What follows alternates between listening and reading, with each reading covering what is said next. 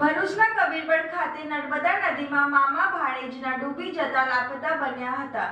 ઉનાળા વેકેશન સાથે જ ભરૂચના સુપ્રસિદ્ધ પ્રવાસન ધામ કબીરવડમાં મામા ભાણેજ ડૂબ્યા હોવાની ઘટના સામે આવી છે। ભરૂચના સોન તલાવડી વિસ્તારમાં નર્મદા માર્કેટ લસણવાળું ફળિયામાં 20 વર્ષીય અમિતભાઈ લખાભાઈ વાઘેલા રહે છે।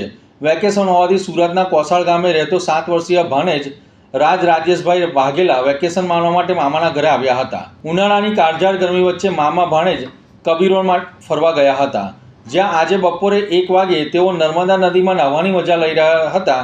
તે સમય દરમિયાન ભાણેજ રાજ નદીના ઊંડા પાણીમાં ડૂબવા લાગ્યો હતો, જેને બચાવવા જતાં મામા અમિત પણ નદીના ઊંડા પાણીમાં ડૂબી ગયા હતા। બનાવની જાણ થતાં આસપાસના લોકો અને નાવિકો ભેગા થઈ તેઓને બચાવવાનો પ્રયાસ હાથ ધર્યો હતો। જો કે લશ્કરો અને તરવૈયાઓને પણ આ ઘટના અંગે જાણ કરવામાં આવી હતી।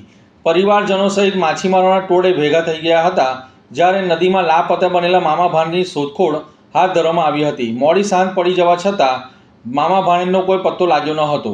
પરિવારજનોના આક્રંદ વચ્ચે સ્થાનિકોએ કબીરવડ યાત્રાધામને વિકસાવવા માટે ખોદાયેલા ખાડામાં બંને નાવા પડતા ડૂબી ગયા હોવાના આક્ષેપ કર્યા હતા। સાંજે 6 વાગ્યે મામા અમિતનો મૃતદેહ મળી આવ્યો હોવાની વિગતો મળી રહી છે, જેઓએ હમણાં 12 પાસ થયા બાદ કોલેજમાં પ્રવેશ મેળવ્યો હતો।